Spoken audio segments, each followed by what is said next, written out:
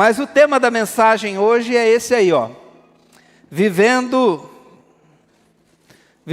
com sabedoria nos dias maus. Vivendo com sabedoria nos dias maus. E nós vamos agora ler a palavra de Deus no livro de Efésios, capítulo 5, versículo 15 até o versículo 20. Vou ler na NVI. Efésios, capítulo 5, versículo 15 até o versículo 20. Amém, irmãos? Portanto, sejam cuidadosos em seu modo de vida. Não vivam como insensatos, mas como sábios, aproveitando ao máximo todas as oportunidades nesses dias maus. Não hajam de forma impensada, mas procurem entender a vontade do Senhor. Não se embriaguem com vinho, pois ele os levará ao descontrole. Em vez disso, sejam cheios do Espírito, cantando salmos, hinos e cânticos espirituais entre si e louvando o Senhor de coração com música. Por tudo deem graças a Deus o Pai, em nome do nosso Senhor Jesus Cristo. Amém. Irmãos, a carta aos Efésios é um chamado à nova vida em Cristo Jesus. Tenho procurado deixar bem claro que deve existir um contraste entre a nova e a velha vida. Não tem como uma pessoa crer em Jesus, entregar a vida para Jesus e a vida dela não for transformada. E Paulo diz aqui que estamos vivendo os dias maus. Precisa explicar isso, irmãos? Eu acho que todo mundo sabe. Quem assiste televisão, assiste jornal, acompanha o cenário político, internacional e guerras, estamos vivendo dias maus. Mas não é só por causa das guerras, é por causa da imoralidade, da perversidade, dias maus. E nós vimos ali em Efésios capítulo 4 e capítulo 5, que o Deus deste século é que comanda esse mundo. O João diz, o mundo jaz no maligno. Então, Paulo nos mostra como responder a esse cenário com sabedoria. A palavra-chave hoje é sabedoria. Coloca aí para mim a mensagem central, irmão. A vida cristã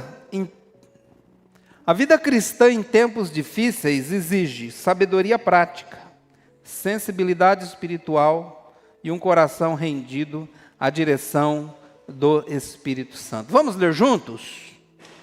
A vida... que fraquinho, vamos tentar de novo. A vida... em tempos difíceis exige sabedoria prática, sensibilidade espiritual e um coração rendido à direção do Espírito Santo. Paulo vai nos dizer que diante dessa situação dos dias difíceis, nós devemos viver com sensibilidade espiritual e um coração cheio do Espírito Santo. Mas o que significa, na prática, viver com sabedoria nos tempos difíceis? Precisamos viver com sabedoria. É isso que ele diz aqui no versículo 15. Portanto, sejam cuidadosos em seu modo de vida. Não vivam como insensatos, mas como sábios. E na prática isso significa 3 atitudes. Em primeiro lugar, significa aproveitar ao máximo cada oportunidade. Versículo 16 diz, aproveitem ao máximo todas as oportunidades nesses dias maus. A versão atualizada diz, remindo o tempo, porque os dias são maus. Remir o tempo é aproveitar bem cada uma das oportunidades. O mundo, como eu disse, jaz no maligno, ou seja, se não estivermos alertas, conscientes, focados, o mundo vai roubar o nosso tempo, o mundo vai roubar os nossos recursos, o mundo vai nos tirar do propósito e do foco eterno. E é muito fácil que isso aconteça, irmãos. Se não estivermos alerta, é muito fácil o mundo roubar tudo o que nós temos em Cristo Jesus. Viver com sabedoria é viver dando atenção à maneira com que nós estamos vivendo no mundo. Nós não podemos viver no automático. Nós não podemos viver na filosofia lá do sambista, né? Eu esqueci o nome dele, deixa a vida me levar, a vida leva eu. Não podemos viver assim, nós temos que saber para onde estamos indo, saber em que cremos, saber o que nós queremos. Amém, irmãos? Precisamos ser intencionais, estratégicos, para investir o nosso tempo e a nossa energia. Não é viver correndo, afobado, agoniado, mas é viver com foco, com prioridades certas e com os propósitos eternos. Mateus 6,33, quem sabe de cor? Mas buscai, pois, em primeiro lugar, o reino de Deus e a sua justiça, e as demais coisas serão acrescentadas. Irmãos, precisamos avaliar as nossas escolhas. Se elas refletem os propósitos espirituais, os propósitos eternos, ou se as nossas decisões diárias refletem apenas os interesses humanos e passageiros. Acabamos de cantar, o rei está voltando. Quem acredita? O rei está voltando. Esse mundo, ele é temporário, ele é passageiro. Precisamos remir o tempo, não podemos desperdiçar tempo. É isso que ele está dizendo. Como eu falei na mensagem passada, imagine que você recebeu um brinde lá no mercado, né? Mercado da sua preferência, pode escolher aí. Para você chegar lá e encher um carrinho de compra. E até domingo passado alguém falou, ia pegar cinco café logo de cara, né? 5 café. E 2 pacotes de arroz. O pessoal já estava... né? Então, se você recebeu lá um vale-brinde para encher um carrinho de compra, tanto que couber no carrinho, só que esse vale-brinde só vale por 24 horas. Só para o dia. Você deixa para ir lá amanhã? Não. Assim, irmãos, é o tempo que nós temos. Deus nos dá 24 horas todos os dias. Podemos ficar perdendo tempo. Pelo contrário, temos que investir bem o tempo, aproveitando as oportunidades. Às vezes estamos tão concentrados nas coisas fúteis deste mundo, que as oportunidades eternas estão passando por nós e nós acabamos perdendo o nosso tempo. Devemos investir o nosso tempo no reino de Deus. Amém? Segundo lugar, o que significa na prática viver com sabedoria nos tempos difíceis? Significa procurar compreender a vontade do Senhor. Versículo 17, ele diz, não hajam de forma impensada, mas procure entender a vontade do Senhor. Nós já falamos sobre isso quando pregamos ali no versículo 10. Ele diz, procurem descobrir o que agrada a Deus. E aqui ele está dizendo, procurem descobrir a vontade do Senhor. Então temos que 2 coisas, procurar descobrir o que agrada a Deus e procurar descobrir qual é a vontade do Senhor. A vontade de Deus, de acordo com Romanos, capítulo 12, versículo 2, diz, a vontade de Deus é boa, agradável e perfeita. Boa, porque é o melhor para nós e a vontade de Deus é estar no centro da vontade de Deus. Ela não é só boa, ela é agradável. Interessante porque o pecado, ele parece ser agradável. O pecado parece ser satisfatório. O pecado, ele tem uma aparência que seduz. Mas o pecado é bom, irmãos? Não. os resultados do pecado são ruins e catastróficos, como aconteceu lá no Éden, com Eva, a tentação de Eva. A árvore, o fruto da árvore parecia bom para dar sabedoria e entendimento, mas só parecia, ali estava a morte. Quantas pessoas, por alguns segundos de prazer, não perderam tudo na vida? O pecado, ele seduz, mas é só aparência. Mas a vontade de Deus, às vezes, não parece ser agradável, mas ela é, irmãos. Quem está no centro da vontade de Deus, vive uma vida de satisfação e alegria. Mas a vontade de Deus é o que também? Perfeita, ela é completa. Os propósitos que Deus tem para a sua vida são perfeitos. Ou seja, se você estiver no centro da vontade de Deus, você estará cumprindo o propósito pelo qual Deus te criou. Amém, irmãos? Então nós temos que filtrar tudo pela vontade de Deus. Assim como eu falei na semana passada, a respeito daquilo que agrada a Deus. Devemos perguntar, isso agrada a Deus? Isso que eu vou fazer agrada o Senhor? E agora nós temos que perguntar, isso que eu vou fazer é da vontade de Deus? É isso que Deus quer para a minha vida? É isso que Deus quer para mim? Estou dentro da vontade de Deus? Estou praticando a vontade do Senhor? E na prática, irmãos, nós temos que perguntar mesmo. Se estou na vontade de Deus, mas orar e pedir direção para o Senhor, para andarmos dentro da sua vontade.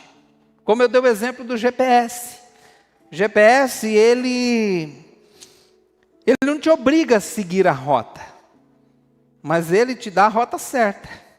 E se você sair da rota, o que ele fala? Recalculando a rota, para você voltar para a rota certa. Mas se você seguir a rota certa, você chega no lugar certo. Assim, discernimos a vontade do Senhor para a nossa vida quando ligamos o GPS espiritual. O Espírito Santo é aquela voz do GPS que fala constantemente em nossa vida. Vá por esse caminho, siga esse caminho, não siga por aí. Essa não é a vontade do Senhor para a sua vida. Então nós precisamos discernir, entender o que agrada o Senhor e precisamos discernir qual é a vontade do Senhor para a nossa vida. Terceiro lugar, irmãos, o que significa na prática viver com sabedoria em tempos difíceis? Significa deixar-se encher pelo Espírito. Versículo 18 a 20.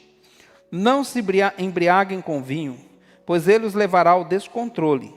Em vez disso, sejam cheios do Espírito Santo. Primeira orientação dela é: não se embriaguem com vinho. Irmãos, não se embriague com vinho e nem com bebida alguma. Tá? Porque tem gente que vai ali achando as brechas, né? Fala, não, a Bíblia diz que não é para se embriagar com vinho. Com cachaça pode. Não pode. Mas por que ele coloca aqui um contraste e também uma comparação entre ser cheio do Espírito e se embriagar com vinho? Primeiro, porque lá, você lembra para qual igreja Paulo está escrevendo? Para a igreja que está em Éfeso. Éfeso era uma cidade da Grécia, uma cidade grega. Éfeso era famosa por seus templos aos deuses pagãos. Lá em Éfeso tinha um templo do deus Dionísio. E sabe quem é o Dionísio? O deus do vinho. Tinha lá também o Baco. Esses dois templos, para cultuar, tinha que beber vinho até ficar bêbado. Então, a cultura daquele local, de Éfeso, era se embriagar com vinho, por causa do deus Dionísio. Então, ele coloca aqui um contraste com o vinho. Como fica uma pessoa quando está embriagada? Ela fica meio que fora de si. Em vez dela ter consciência e controle do que está fazendo, é o vinho que controla essa pessoa. O vinho que faz, que dá um controle para ela. Então, mas o que ele diz aqui é que quem se embriaga com vinho os levará ao descontrole. Na versão atualizada diz a dissolução. O que é isso? Confusão. Interessante porque o álcool, quando uma pessoa se embriaga, o álcool ele consegue extrair o que é de ruim que tem nessa pessoa, não é verdade? Como eu nasci num lar evangélico, eu não convivi muito com pessoas que bebem. Mas tive umas poucas vezes em que eu tive que ficar perto de uma pessoa embriagada. Não é agradável. A pessoa quando bebe começa a querer falar besteira para os outros. É ou não é? Falar besteira, falar palavrão. Quando não, fica bravo, quer bater em todo mundo. Ou perde o controle emocional. Ou faz qualquer uma outra besteira. Então o vinho ele leva ao descontrole. Agora, Paulo coloca aqui uma comparação de algo que controla a nossa vida. O vinho controla a pessoa, assim como o Espírito Santo nos controla. Mas há claramente aqui um contraste, justamente por esse mas que ele coloca aí. Não se embriague com vinho, mas, pelo contrário, deixem-se encher pelo Espírito. E quando uma pessoa está cheia do Espírito, ele está controlado pelo Espírito. Como é uma pessoa controlada pelo álcool? Imagina aí. O oposto disso é uma pessoa cheia do Espírito Santo. Amém, irmãos? Pessoa que tem o controle. Amém, irmãos? Amém.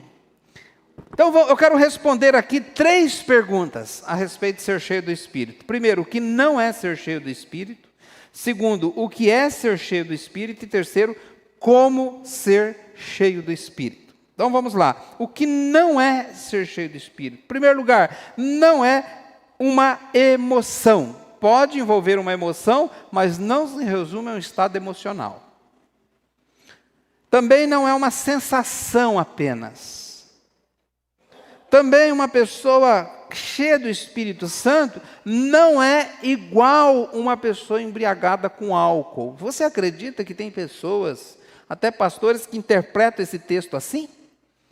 Que uma pessoa cheia do Espírito Santo é igual uma pessoa bêbada, embriagada, não sabe o que está fazendo. E isso justifica algumas ações que são estranhas. Que algumas pessoas vão para a igreja, caem para o chão, planta bananeira, imita um animal, e diz que isso é porque ele está cheio do Espírito Santo. Esses dias eu vi um homem que tinha uma igreja, que tinha uma pilastra no meio, e ele pegou a unção do pica-pau. Ele correu, subiu na pilastra e ficou fazendo assim. E dizem eles que estavam cheios do Espírito Santo. Outro imitou um leão, outro imita uma coisa. Tem a unção do riso, que as pessoas caem, ficam rindo. Então nós não podemos confundir esse ensinamento do apóstolo Paulo, achando que Paulo está dizendo, olha, se você não estiver igual um bêbado, sem saber o que está fazendo, você não está cheio do Espírito. Não é essa a interpretação, irmãos. É muito pelo contrário.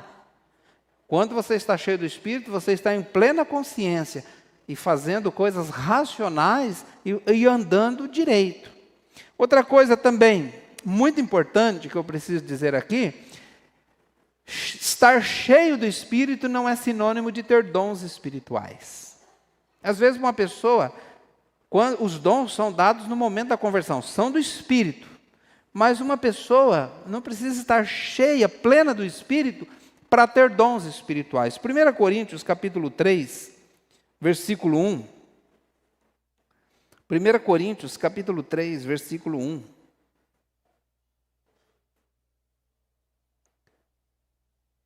Paulo fala em 1 Coríntios, capítulo 1, ele diz, olha, nenhum dom lhes falta. A igreja de Corinto é onde Paulo mais explicou sobre a função dos dons espirituais. Aparentemente, pelo que nós entendemos na primeira carta de Paulo aos Coríntios, que era uma igreja que exercia muitos dons espirituais. Mas olha o que Paulo diz, irmãos, quando estive com vocês, não pude lhes falar como a pessoas espirituais, mas como a carnais. Mas eles tinham dons espirituais, mas eram carnais. Criancinhas em Cristo, precisando de se alimentar de leite e não de alimento sólido. Na igreja de Corinto, tinha pecados sexuais, divisões, tinha desvios doutrinários terríveis. Tinha confusão na hora da ceia, uns que chegavam primeiro, comia tudo, não deixava para os outros. Tinha vinho, eles ficavam embriagados na hora da ceia. Mas era uma igreja que tinha dons espirituais. Então não ache que uma pessoa, por ter um dom espiritual, ela está cheia do Espírito, não é sinônimo. Outra coisa, ser cheio do Espírito não é ficar descontrolado, precisando até ser controlado por outras pessoas ou carregado por outras pessoas, não é isso. Ser cheio do Espírito, vamos lá então, o que é ser cheio do Espírito? Ser cheio do Espírito, irmãos, é por definição viver sob a influência contínua do Espírito Santo. Abra sua Bíblia em Gálatas capítulo 5, versículo 16. Gálatas capítulo 5, versículo 16. Olha o que ele diz aí. Por isso digo, deixem que o Espírito guie a sua vida. Deixe que o Espírito faça o quê, irmãos? Guie a sua vida. Então, ser cheio do Espírito é ser guiado pelo Espírito, controlado pelo Espírito. E olha o que ele diz, como resultado disso, né? Assim não satisfarão os anseios da natureza humana, da carne. Versículo 25 ele diz: uma vez que vivemos pelo Espírito, sigamos a direção do Espírito em todas as áreas da nossa vida. Amém, irmãos? Então, uma vez que você vive pelo Espírito, você deve seguir a direção do Espírito em todas as áreas da sua vida. Então, viver sob a influência do Espírito, guiado pelo Espírito, é refletir o caráter de Cristo nas atitudes diárias. Como eu já tenho pregado aqui, mostrado, que estar cheio do Espírito é refletir o caráter de Cristo. Obviamente, produzindo os frutos do Espírito. Aqui em Gálatas capítulo 5, versículo 22, ele deixa bem claro isso. Ele diz assim, versículo 22. Versículo 18, mais uma vez ele diz, mas se vocês são guiados pelo Espírito, não estão debaixo da lei. Então, estar cheio do Espírito é ser guiado pelo Espírito. E isso vai fazer com que a gente produza resultados. Quais são? Versículo 22. Mas o fruto do Espírito, o resultado de ser guiado pelo Espírito, de estar controlado pelo Espírito é amor.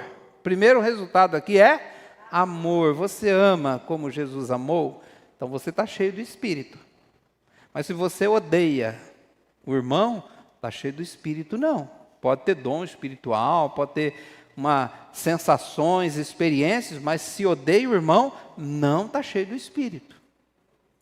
O que mais que ele diz? Alegria. Você tem alegria plena na tua vida? Ou vive aborrecido, chateado, reclamando de tudo, reclamando das coisas, murmurando? Se você vive reclamando, se você vive aborrecido, você não está cheio do Espírito. Porque o fruto do Espírito é o quê? Alegria. Alegria no Espírito. E não é uma alegria descontrolada, é uma alegria cotidiana. Você chega no trabalho, alegre. Você volta para casa, encontra a esposa e os filhos, alegre. Você anda no trânsito, não xingando todo mundo, mas anda no trânsito com alegria no coração. Qual é o outro? Paz. Você tem paz? Tem paz? Está em paz? Sente paz? Então você está cheio do Espírito. Agora, se não sente paz, está tumultuado, a mente conturbada, precisa verificar. Qual mais? Paciência. Quem está cheio do Espírito Santo tem paciência. Você é uma pessoa que tem paciência? Porque quando o Espírito te controla, você fica com paciência. Agora, quando a pessoa é controlada pela própria carne, como é que ela fica?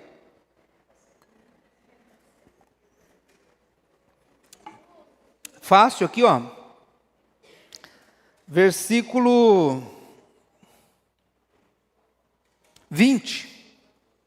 Ele diz: se estão sendo guiados pela carne, o que vai acontecer?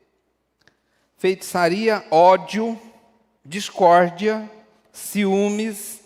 Você é uma pessoa ciumenta? Você é da carne. Ira, é uma pessoa irada, iracunda? Você é carne. Egoísmo, dissensões, facções, invejas, embriaguez, orgias e coisas semelhantes. Mas quem está cheio do Espírito, ele tem paciência. Outra coisa, amabilidade, bondade, fidelidade, mansidão. Você é uma pessoa que tem mansidão?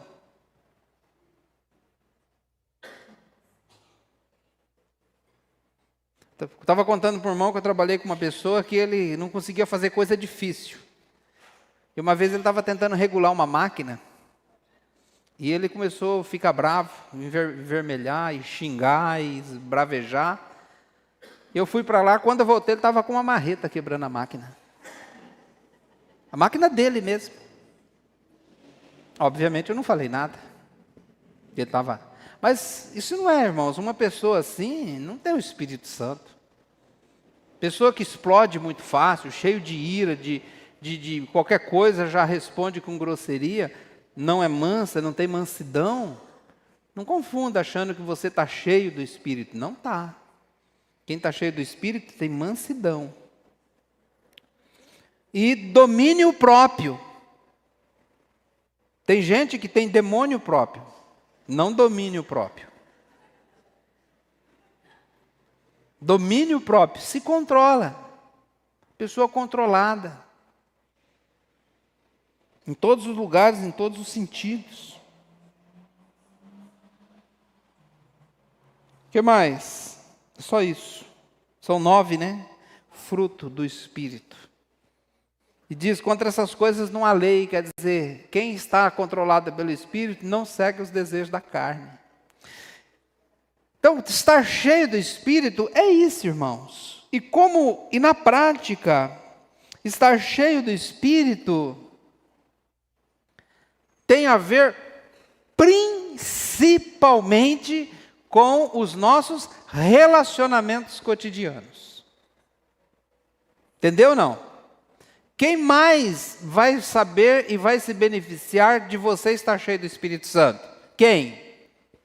Sua esposa, os seus filhos, as pessoas que trabalham com você, convivem com você, porque você vai ser bondoso, amoroso, você vai ser uma pessoa que vai ter docilidade na forma de falar, uma pessoa controlada. Amém, irmãos?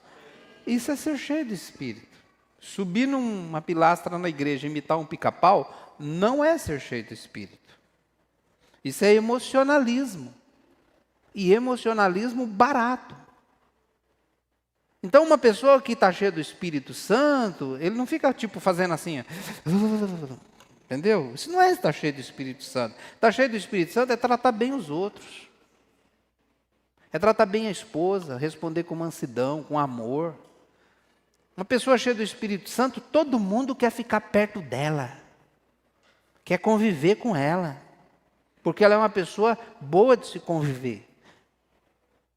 Então, é muito fácil o que nós estamos dizendo aqui. Outra coisa, irmãos, o que é ser cheio do Espírito? É uma pessoa que mantém-se cheio. Duas coisas importantes aqui. Primeiro, ele fala que, na NVI está traduzido, deixem-se encher. Na outra tradução diz, enchei-vos. Mas a NVI, ela está bem correta nessa tradução, porque o verbo no original ali está no passivo. Não é você, é o Espírito que te enche. É como se você fosse uma vasilha, como essa, e o Espírito Santo te enche, você permite que ele te enche. Então, o Espírito Santo é uma pessoa, ele não é um líquido, não é um gás, ele é uma pessoa. Então, você vai permitir que ele te enche. E outra coisa também importante aqui, que esse verbo, ele deixa claro que é uma ação contínua. Então, presta atenção. Você não se enche do Espírito uma vez e fica cheio. Você tem que manter-se cheio. Isso é diariamente, cotidianamente. É manter-se cheio do Espírito. E terceira pergunta é: como ser cheio do Espírito? E aqui eu quero trazer uma ilustração, que eu creio que você vai guardar essa ilustração para você entender isso aqui na prática. Irmãos, eu imagino que todo crente em Cristo quer ser cheio do Espírito. Amém ou não? Quem quer ser cheio do Espírito? Amém. Glória a Deus. Eu acho que todo crente tem o desejo sincero de ser cheio do Espírito Santo. Tanto porque ele não está dizendo que isso aqui é uma opção, é uma ordem. Encham-se do Espírito. Fiquem cheios do Espírito. E como que nós podemos fazer isso? Quero que você imagine agora que você é uma casa. Amém? Você é uma casa. Então, com essa analogia da casa, você vai entender como ser cheio do Espírito. Em primeiro lugar, limpe a casa. Em primeiro lugar, limpe a casa. Limpe a casa. Uma casa suja, não dá para o Espírito Santo ficar lá o tempo todo. Se você fosse receber o Espírito Santo na tua casa, você ia limpar a casa? Ia, né? Olha lá, o Espírito vai vir aqui, tem que limpar a casa. Limpe a casa. Confesse e abandone seus pecados. Tire o lixo escondido debaixo do tapete. Tire o lixo para fora. 1 de João 9, que diz: se confessarmos os nossos pecados, Ele é fiel e justo para nos perdoar. Você limpou a casa essa semana? Amém? Então, semana que vem não precisa limpar, certo? Não, a casa tem que ser limpa constantemente. Aquela limpeza mais pesada, você faz, sei lá, uma vez por semana. Mas todo dia tem que dar uma varridinha. Você lava a louça só uma vez por semana? Não, tem que lavar 3, 4 vezes por dia. E olha, se não for mais. Aquele cestinho que fica lá no banheiro, você tira só uma vez por semana? Não, tem que tirar quase todo dia. Não começa a feder. A casa tem que ser limpa. Primeiro passo é esse. Limpe a casa. Se você quer ser cheio do Espírito Santo, limpe a sua casa. Segundo lugar, abra as janelas. Quando você chega em casa que está tudo fechado, e a casa está com aquele cheiro de abafado, o que você faz? Abre as janelas para o vento entrar. Se você não abrir as janelas, o Espírito Santo não vai entrar. Então, abra as janelas. Leia a palavra de Deus. A palavra de Deus é um jeito de você abrir a janela. Como a gente tem aquele hino do cantor cristão, né? Deixa a luz do céu entrar. Amém, irmãos? Deixa a luz do céu entrar. No Salmo 119, 105 diz: lâmpada para os meus pés é a tua palavra e luz para o meu caminho. Deixe a luz entrar. É gostoso chegar numa casa tudo fechado, cortina fechada, tudo escuro. É ruim, né? A gente quer, assim que amanhece o dia, já abrir tudo para a luz entrar. Deixa a luz do céu entrar. Abra a janela. Deixa a palavra de Deus entrar no teu coração. Terceiro lugar, esquece, você é uma casa. Terceiro lugar, organize os ambientes. Quem já ficou numa casa assim que está tudo bagunçada? É ruim, não é? Tudo bagunçado, tudo fora do lugar. Aí a gente tem que colocar as coisas no lugar, né? Meus netinhos são uma bênção, mas quando eles vão lá em casa, eles dão uma bagunçadinha lá principalmente esse pequenininho que estava aqui. Uma bagunçadinha nas coisas. Mas é alegria. Mas quando ele sai, o que a gente faz? Arrumar, guardar tudo no lugar, né? Porque senão você acaba tropeçando num brinquedo pro chão. E de vez em quando a mãe dele está lá e fala, vai colocar as coisas. Esses dias eu cheguei lá e ele falou, vovô, me ajuda a guardar os brinquedos? E a mãe dele escutou, não, você vai guardar sozinho. Mas eu acabei ajudando ele. Eu sou um vô bonzinho. Vô é bonzinho, né? Agora, você tem que colocar as coisas no lugar. Às vezes, eu vi uma reportagem de pessoas que têm um distúrbio de acumuladores. Quem já viu essa reportagem? Tinha uma mulher que ela não conseguia entrar mais na casa dela. Ela estava dormindo para fora da casa porque ela acumulou tanta coisa dentro da casa. É um distúrbio. Irmãos, às vezes na nossa casa não tem coisa que a gente precisa jogar fora. Aquele liquidificador que já quebrou, joga isso no mato. Compra outro, é baratinho. Coisa velha, fica acumulando, enchendo as prateleiras de coisa. Então, antes de uma coisa ser cheia, como é que ela tem que estar? Vazia.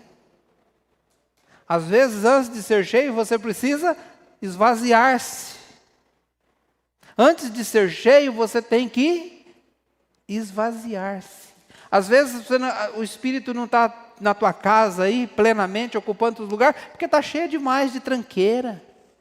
Cheia demais de coisas que não deviam estar lá. Começa a dar uma organizada, deixar o ambiente organizado, e o Espírito Santo vai ter espaço para encher a tua casa, meus irmãos. E esse é o próximo ponto, que eu já estou aqui. Joga o que não presta. Efésios 4:31. Diz, livrem-se de toda impureza. Desapegue de hábitos, conteúdos, relações que contaminam. Aquilo que está te fazendo mal, aquilo que não está te fazendo bem. Tem coisas dentro da nossa casa que temos que jogar fora. Teve uma ocasião na nossa casa que o cupim pegou um móvel lá. Cupim. O que a gente tem que fazer? Jogar o móvel fora. Tirar aquele negócio contaminado da casa.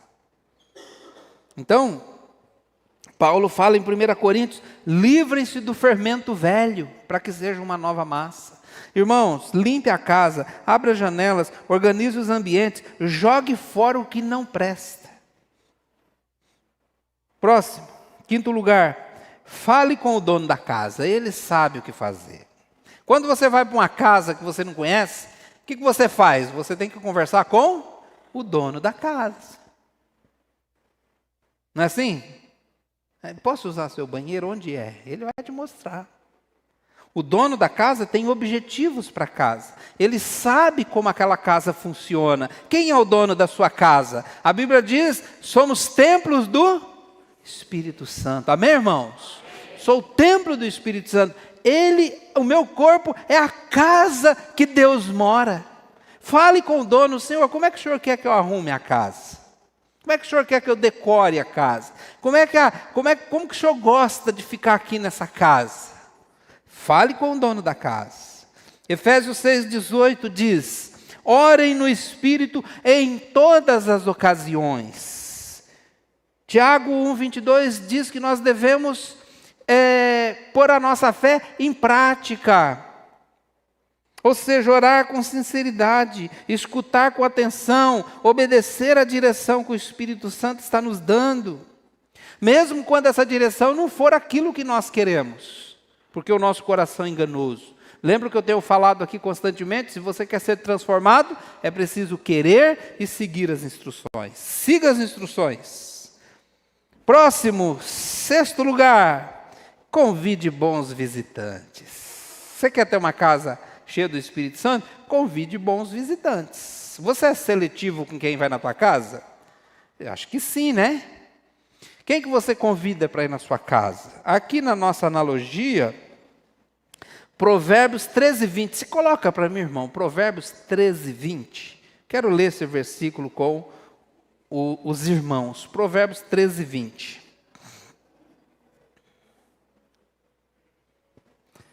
Aquele que anda com o sábio será cada vez mais sábio, mas o companheiro dos tolos acaba mal. Quem anda com sábio será sábio. Relacione-se com cristãos maduros que edificam a sua fé. Ande com pessoas que te levam para perto de Deus. Ande com pessoas que têm algo espiritual a entregar na sua vida. Ande com pessoas que vão te trazer para perto das coisas de Deus.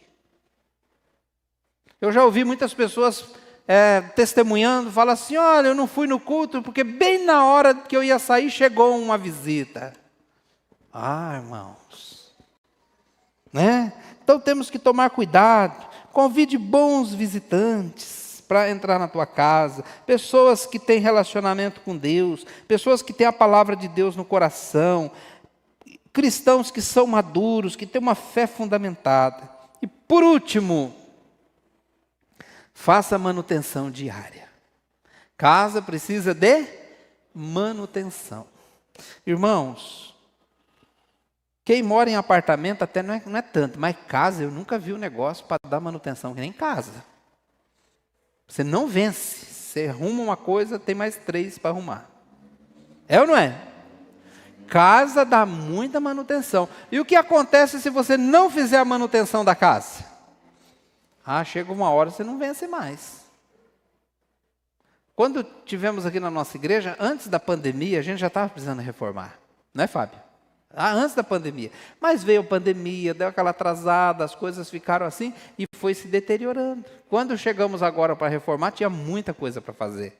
Eu espero que de agora em diante a gente vai manter mais, né, para ficar mais tranquilo. Mas na casa é assim, se for deixando coisa para fazer, cai a porta de um armário, não arruma. Torneira, carrapeta ruim, fica pingando.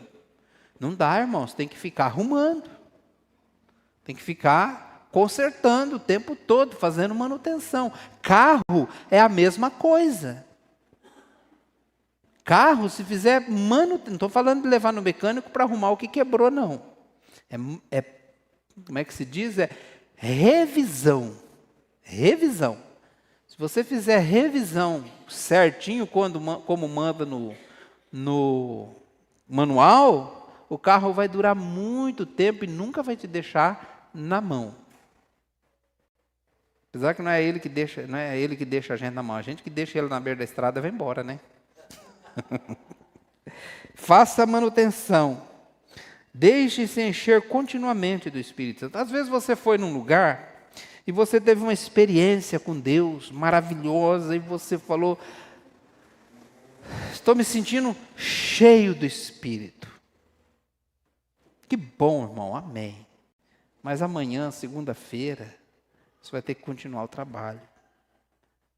Porque senão daqui uns dias você já passou toda aquela coisa, aquela experiência que você teve e você volta a ser controlado pela carne. Quem está entendendo? É uma manutenção diária, constante. TSD. O que é isso, TSD? Sabe, irmão Walter? O que é TSD? Tempo sozinho com Deus. Nada substitui seu tempo sozinho com Deus. O que você faz no seu tempo sozinho com Deus? Lê a palavra, ora, adora, confessa, intercede pelos outros. Estar realmente na comunhão com Deus constantemente. E por final, 3 evidências de uma vida cheia do Espírito Santo. Voltando aqui para o texto. Versículo 19 e 20. Cantando salmos, hinos e cânticos espirituais entre si e louvando. Deixa eu ler na NVI. Versículo 19 e 20. Ele diz: falando entre si com salmos, hinos e cânticos espirituais, cantando e louvando de coração ao Senhor, dando graças constantemente a Deus Pai por todas as coisas em nome do Senhor Jesus Cristo. Primeira evidência de uma vida cheia do Espírito Santo é a comunhão saudável. Comunhão saudável. Quem está cheio do Espírito Santo gosta de estar na comunhão com os irmãos e essa comunhão é saudável. Ele diz, falando entre si. Qual é a característica mais marcante da primeira igreja que existiu na terra, a igreja de Jerusalém? Quando você lê lá em Atos capítulo 2, qual é, irmãos? estavam juntos com alegria e singeleza de coração todos os dias. Aqueles irmãos tinham uma comunhão plena porque estavam cheios do Espírito Santo.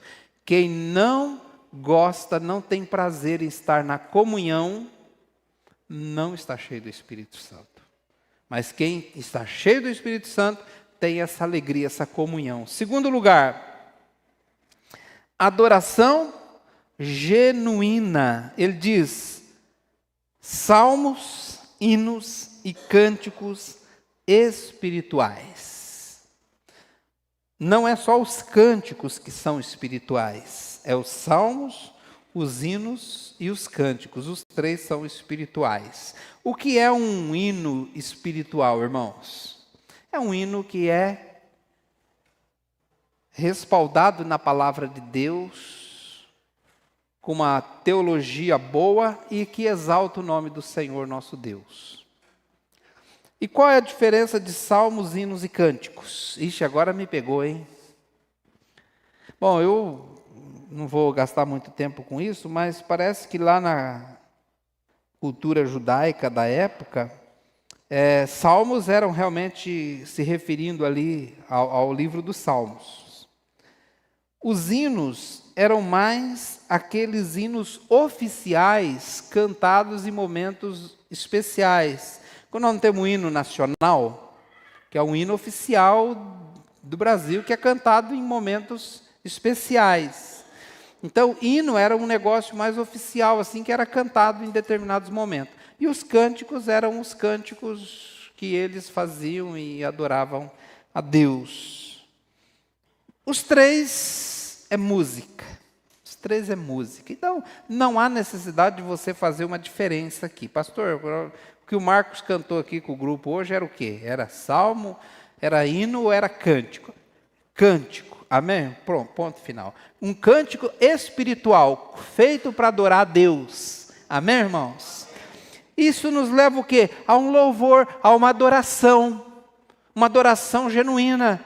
Jesus, quando estava conversando com a samaritana, lá em João capítulo 4, ele fez uma declaração surpreendente. Ele diz: o Pai procura adoradores. O que o Pai procura? Adoradores que o adorem em espírito e em verdade, baseado na fé que nós temos em Deus, naquilo que o Espírito nos proporciona e na verdade revelada da palavra de Deus.